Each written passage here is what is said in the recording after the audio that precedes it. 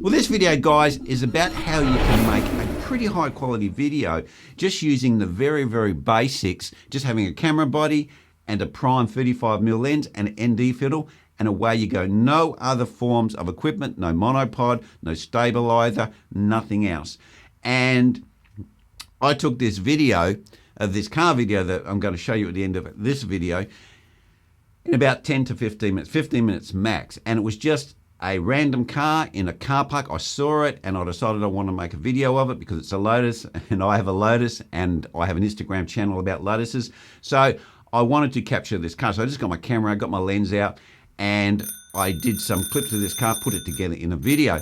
Now, I'm going to explain to you how I did that and how I got such a high quality video without using a lot of this equipment that you would normally use to make a better video.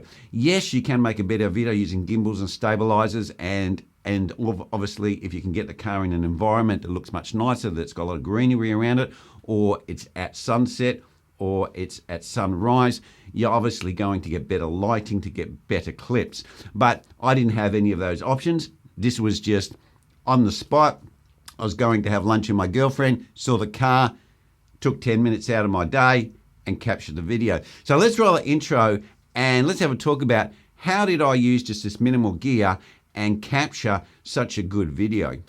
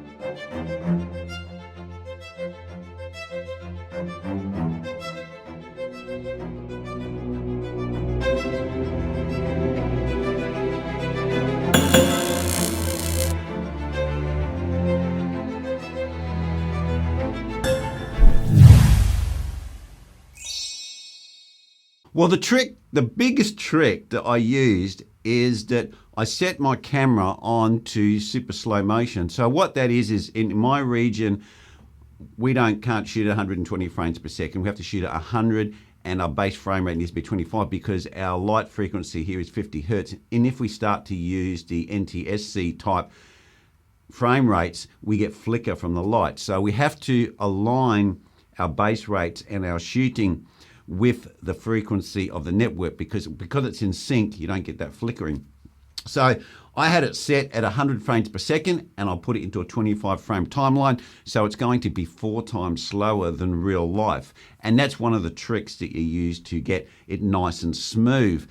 And even though it is slow motion, and even though this camera has got IBIS and the lens has got lens stabilization, those sorts of things only make a little bit of the slow motion makes a lot of difference, but the in-camera aids don't make that much difference. You can't really go, hey, look, I've got in-body stabilization and it's going to be like a gimbal. It's not. There's a huge jump to putting your camera on a gimbal.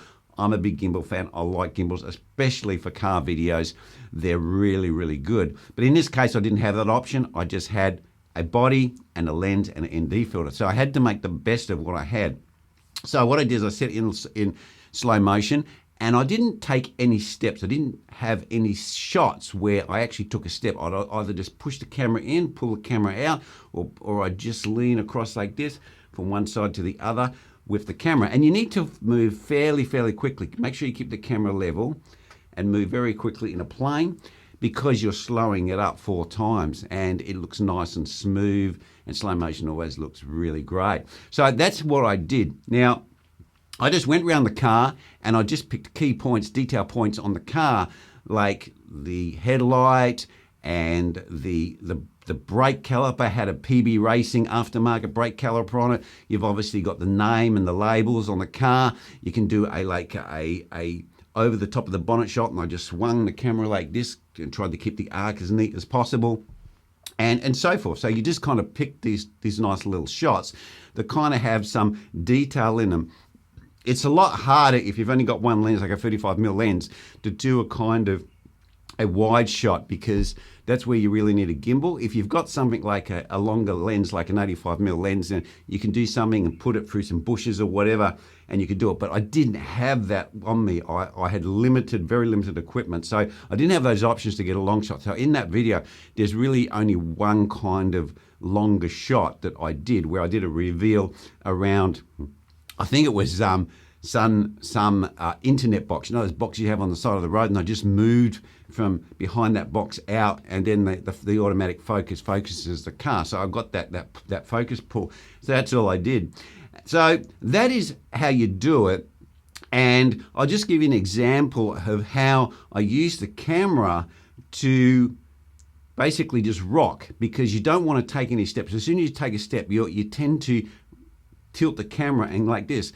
And the sensors in the cameras can't handle that. It gives you jitters and that. The sensors, obviously, when you tilt it and you're trying to make it, it's looking this way and that sensor's kind of sitting on those IBIS mounts, that you can get wobbles and all sorts of things. So you want to keep it as clean and smooth as possible as you move it. So the sensor just has to slightly move like this to keep everything and keep those jitters in control.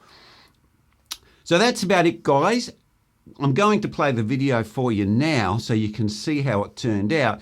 Now, there is quite a bit of editing in it, and that's something that you do really need to learn the skill, and not just timing it with the music, but how you do your transitions, how you color grade, all those sorts of things. Just lift the level of the video, and that is another video, unfortunately. So that's where I'm going to leave it for this video, guys, and I'll see you in the next video.